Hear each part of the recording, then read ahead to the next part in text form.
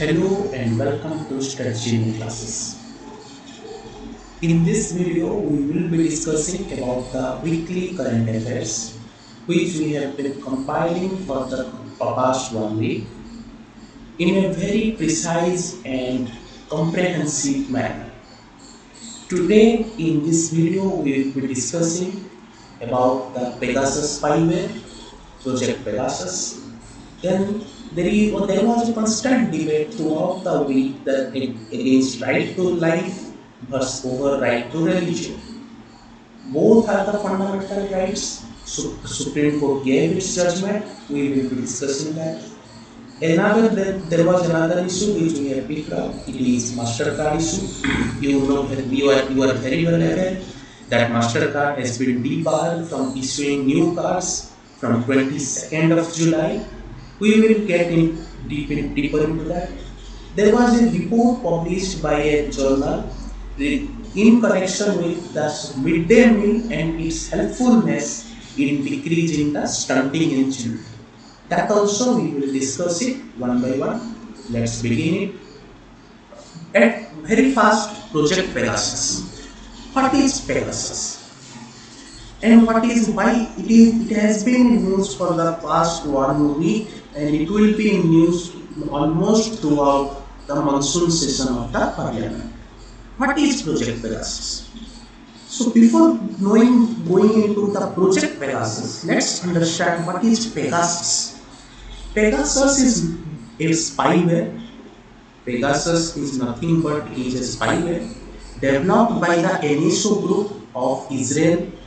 NSO group is located in Israel. The workforce of NSO group, it consists of hackers, all the technicians, those who have worked with Israel's Mossad, that is the secret intelligence and surveillance agency, just like our RAW. Israel's secret and surveillance agency is known as Mossad. The ex-Mossad employees or the ex-Mossad technical surveillance interceptors, they have combined into the NSO group. It is a private firm. This is not a government wing. Remember that NSO group is a private equity. The Pegasus is considered as one of the most powerful spyware ever created. Then what is spyware? Any malicious software designed to enter your computer device, gather your data and forward it to a third party without your consent and knowledge. A spyware is nothing but a code that can enter through clickbait technology or zero-click technology into your mobile phone, into your smartphone or your laptop or desktop, and it will be transferring all your activities through that device to the third party which has sent that spyware into your device. Now you will know details about Pegasus. Pegasus, it has the potential, the spyware has the potential to target and infect smartphones, both with operating system of iOS and Android. No one is safer. Either you will be using Apple iPhone, then you will be having the iOS software, and other smartphones have the Android software. So it can infect and target both the iOS operating system as well as the Android operating system, and it has the capacity to turn these devices into tools of surveillance. Suppose you have an iPhone with you and you are a potential target. The Pegasus spyware enters into your smartphone silently, without your knowledge, without your consent. Now it has the capacity to trace each and every activity of yours. Like it can turn on your camera when required without your knowledge from your pocket. The mobile phone might be inside your pocket and your camera might have been turned on. It can record your voice when the phone is not in use as well. If you are talking to someone offline, if you are personally meeting with someone and you have your mobile phone with you, then your voice can be recorded by switching on the microphone of the mobile phone through this help of this spyware. The earlier versions of Pegasus, remember Pegasus is not in the first time in news, it came into news for the very first time just after the general election in 2019.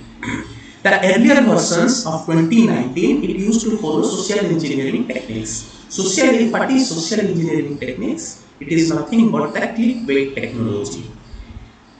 Clickbait technology deals with sending you a spam email or anything, a link through ads or something, it will pop up the link, and the moment you click on the link, the spyware will silently enter inside your mobile phone.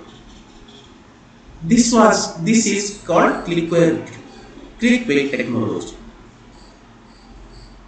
This is nothing but clickbait technology.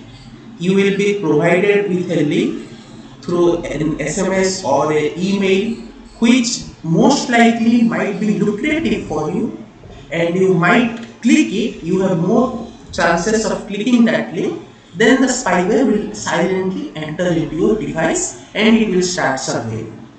But the recent version, it follows a zero-click attack. That means you need not give any kind of permission manually. You need not click any link.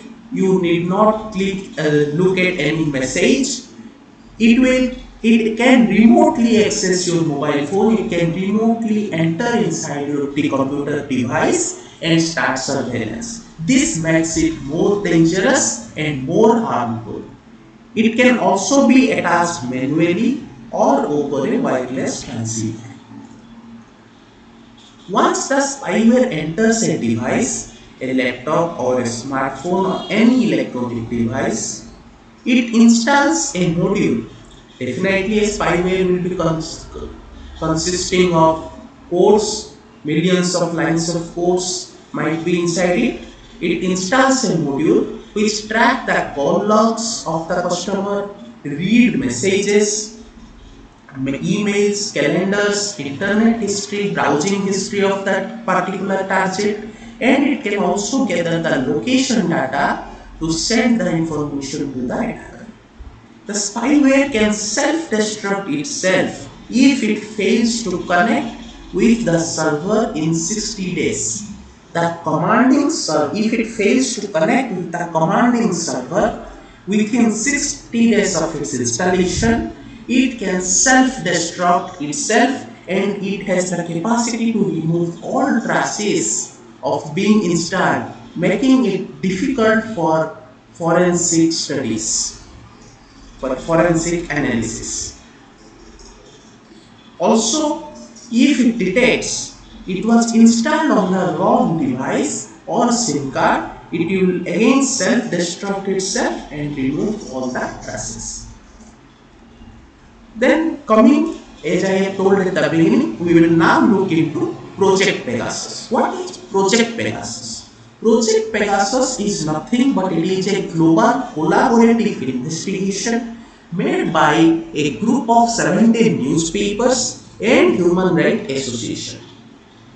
The reputed organizations associated with Project Pegasus include the Washington Post, the newspaper of US, the Guardian, another newspaper from UK, Forbidden Stories, a non-profit media organization of France, The Wild from India, and Amnesty International, the Human Rights Association.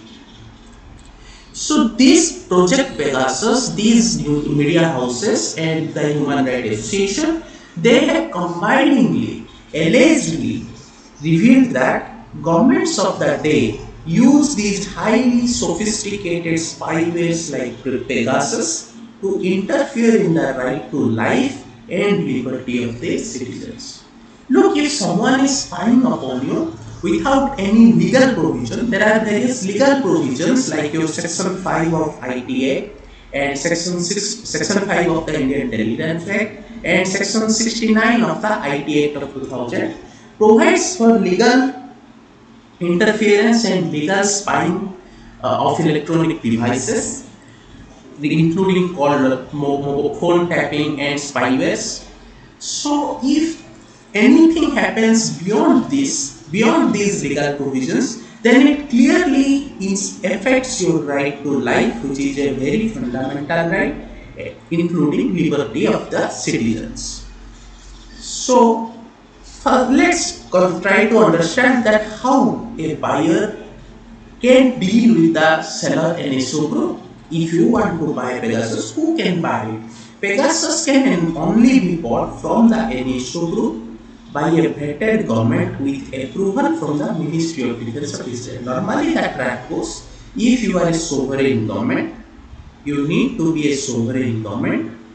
The end user needs to be an investigating agency of you under you. Investigating agency, it must be the end user. You are a sovereign government. You try to buy from the NSO group. The NSO group will sell it, but only with the approval of Ministry of Defense of Israel government. That means Israel government must okay your deal, must recognize you as a sovereign government, and it must give a green signal before the deal can move forward. So there is very minimal chances, almost no chances, that any private firm or private person can possess this spyware, that is the Pegasus. So coming to surveillance in India, there are two legal provisions for carrying out surveillance. As I have mentioned earlier, the Section 5 of the Indian Telegraph Act of 1885 and as well as the Section 69 of the IT Act 2000 deals with legal provisions. Anything apart from this, any kind of surveillance apart from this brings a wider debate with national security versus right to life, and liberty of citizens. Governments of the day, they try to survey and snoop into the data of the citizens of the potential threats, violating the right to life and liberty of their own citizens. If surveillance is done in order to disseminate, in order to control dissent, opposition, then it is completely illegal, because in a democracy, holding dissent views and opposing the policies are the basic fundamental rights. And India, as you all are aware, is the largest democracy of the world. Our core surveillance agencies, consisting of the Information Bureau under the Ministry of Home Affairs, the Research and Analysis Wing chaired by the PM itself, and the National Technical Research Organization headed by the NSO, who is again directly answerable to the Prime Minister. These are our three core surveillance agencies: the Information Bureau, Investigation Bureau, Research and Analysis Wing, and NTRO, the National Technical Research Organization. These all are established through executive orders. That means they are not holding any kind of responsibility or any kind of accountability to the legislators, that is the parliamentarians or the members of parliament. They don't hold any kind of accountability before the parliament.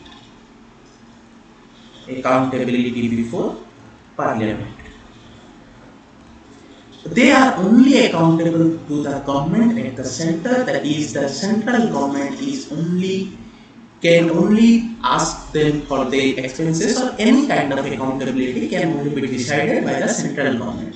For the most of the activities conducted by these surveillance and intercepting agencies, they are covert operations. That means the operations are never spilled out in public, again making it very difficult to trace the accountability of these organizations.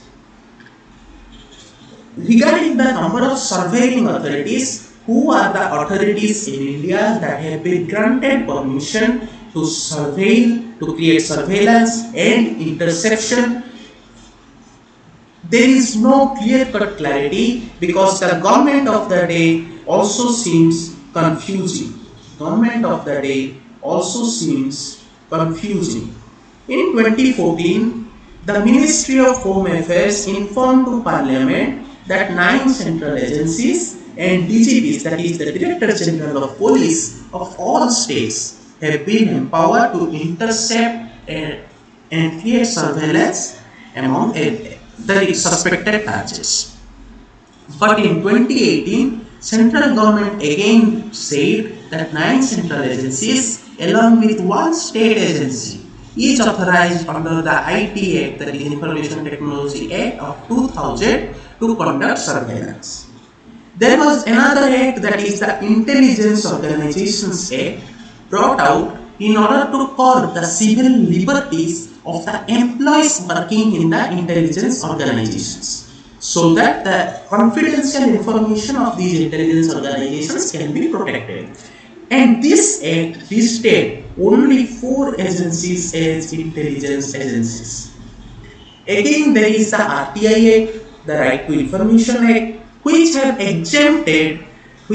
completely exempted 22 agencies, citing they are intelligence and security organizations, and hence they cannot divulge their informations or make it to public domain. That is the core idea of enacting the RTI Act.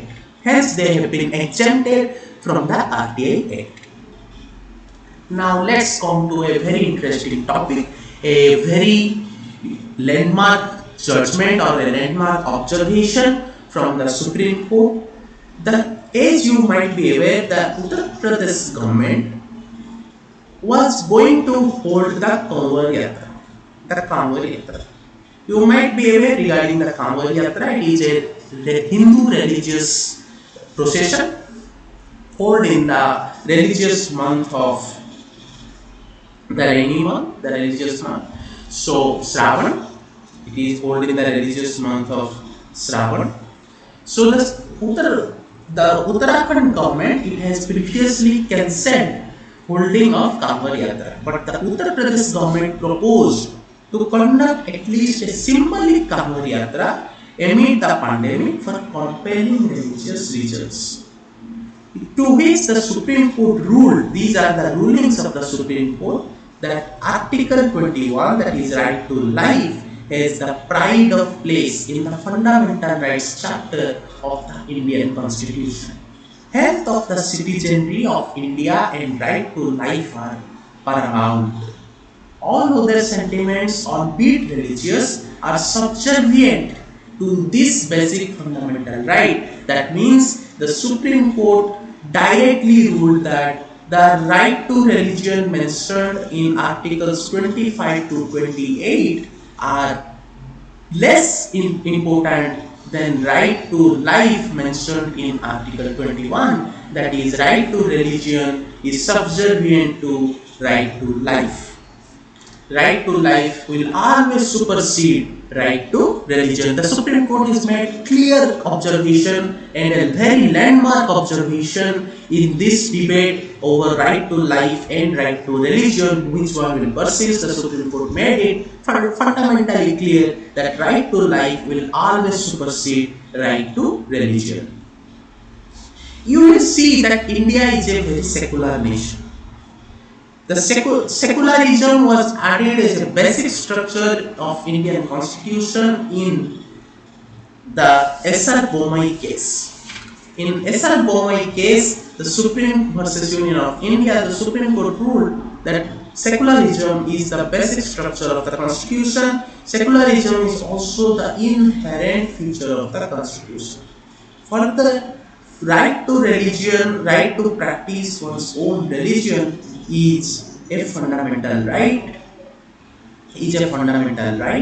Mentioned in Articles 25 to 28. The constitution has explicitly mentioned that right to religion is the citizens can has the right to profess, practice, donate to any religion of their choice. But this is not the right to practice religions mentioned in Article 25 to 28 are not absolute. They are not absolute fundamental rights. They can be curbed in case of in grounds of morality, public order, health, etc.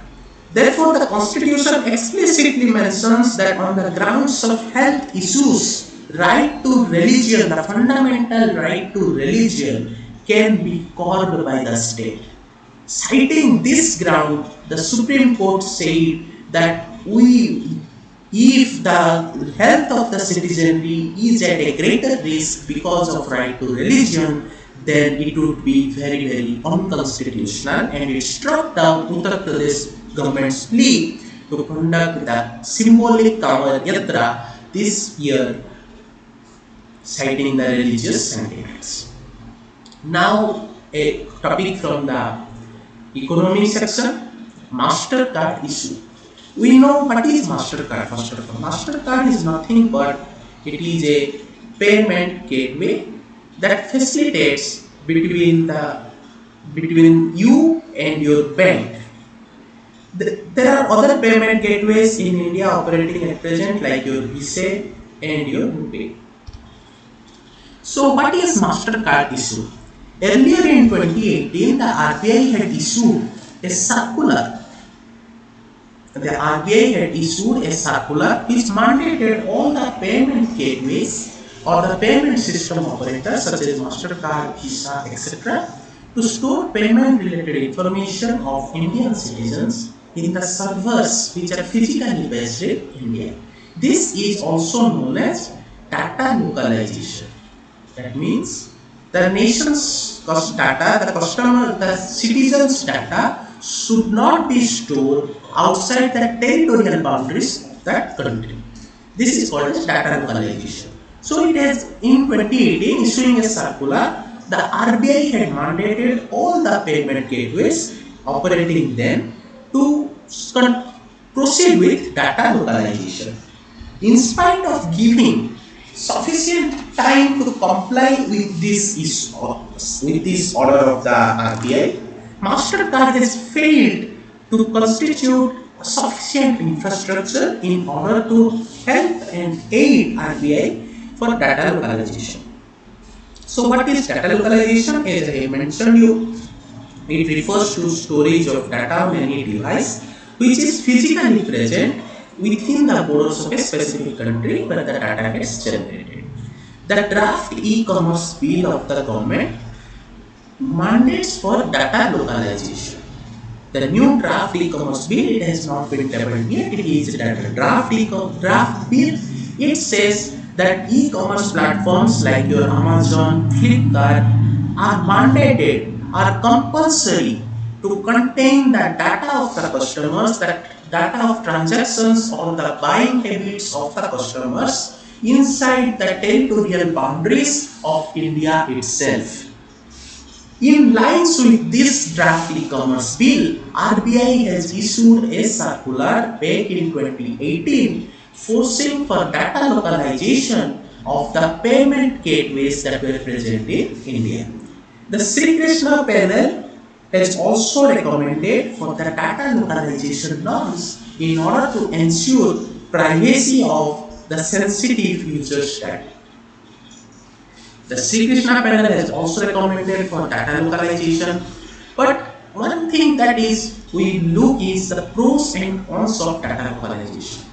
Data is the new currency. You are very well aware how Facebook and others are alleged of trading with data. It is the new currency. Your habits, your buying habits, your food choices, your dress choices, these are all stored and are traded between companies, organizations, firms, and they gain money out of it.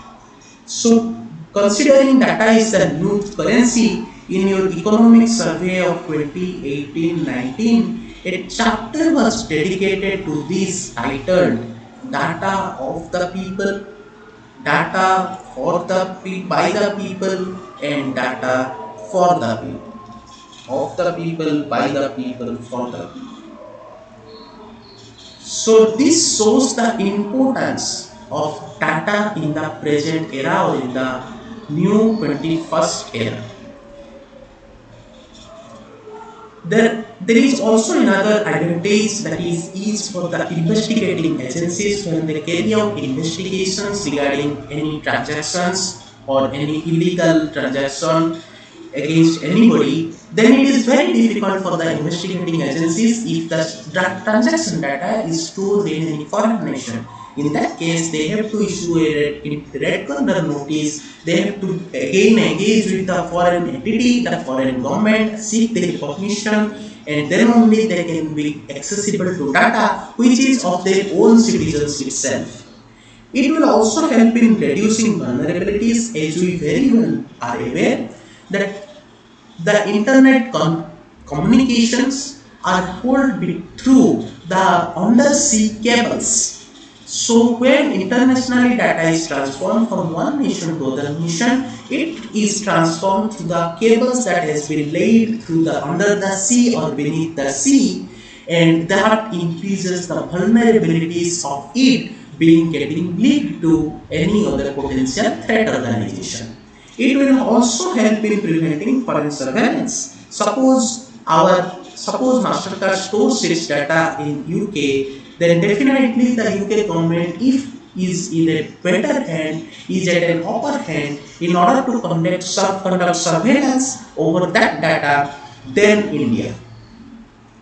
Then what are the costs of this data localization? It is highly capital intensive. You have to create a complete set of infrastructure, which again is very cost effective. Therefore, companies try to avoid this and create data and fail to comply with data localization. It also will lead to monopolization of data because, as I have mentioned, it is highly capital intensive. Hence, the big firms can only afford to create the infrastructure, and the small and medium platforms, the small and medium firms and business houses would be forced to use the infrastructure of the big firms, again leading to monopolization of the data. Also, there is no clear-cut guarantee of prevention of theft and the loss of privacy owing to data localization. There would be constant threat to leakage of data and loss of privacy of the customers. So one more thing that is to be noted here, previously there were many competitors in the payment gateway market, like your American Express, Mastercard, Visa. And for a healthy market to flourish, competition is essential. As is evident from Joe Biden, the present US President's recent statement that capitalism without competition is not capitalism, it is exploitation. Capitalism without competition is not capitalism, it is exploitation. So, currently if you observe, then there are only two payment gateways left in India, that is the Visa and the RuPay. The Visa, which is a foreign entity, and RuPay is an Indian entity. So if tomorrow anything happens and RBI bans Visa, then only the RuPay will be a single payment gateway operating in India, which again is not a healthy sign for a market-driven economy like India. Now coming to the last and final topic regarding the midday meal scheme and the stunting. In a journal titled Nature Communications, the The title of the study published in the journal Nature Communications titled Intergenerational Nutrition Benefits of India's National School Feeding Program mentioned the correlation between midday meal scheme and how it considerably helped in reducing stunting. So what is stunting? If a child is between 0 to 5 years, that is within the first 59 months of its birth, the height is less compared to the age. There is a deviation HZ. If HZ deviation is around -2, then it is severe stunting, and through this deviation index stunting is calculated. If the height is, but from UPSC perspective, you just need to remember this, that height is less compared to age, then it is called stunting within the first 5 years of birth. So, but MDMS is nothing but your midday meal scheme. It is a centrally sponsored scheme. Midday meal scheme is a centrally sponsored scheme. It was first enacted in 15th of August, that is the Independence Day of 1995. It was extended to upper primary, that is the classes from 6 to 8 in October of 2007. On 1st of April 2008, it included all educational institutions, including the madrasas, the maktabs, and all other educational institutions under Sarv Shiksha Abhiyan. And all other educational institutions coming under Sarv Shiksha Abhiyan were included in this centrally sponsored midday meal scheme from 1st of April 2008. In the report, the study, it highlights the present study takes data from 2006 to 16. We will discuss about it in the later slides. The achievements, what are some of the achievements of midday meal scheme? It helped in avoiding hunger and malnutrition among children.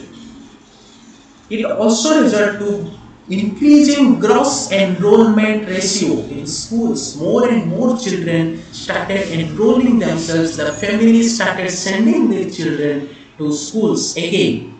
Why? The major reason why the backward families were not sending their children to schools is of poverty.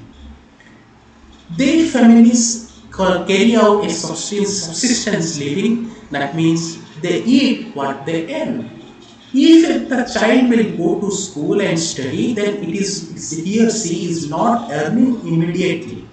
So how can his or her food be arranged if the child is not getting their hands spared in the economic activities of the family?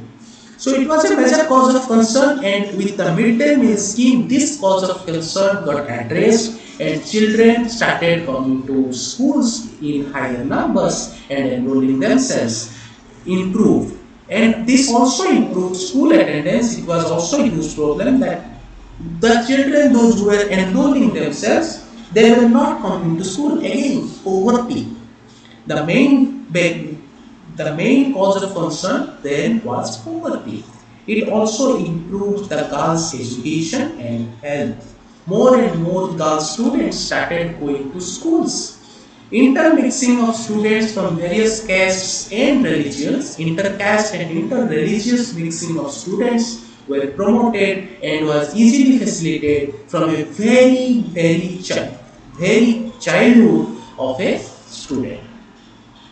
The report, it took the data from 2006 to 2016.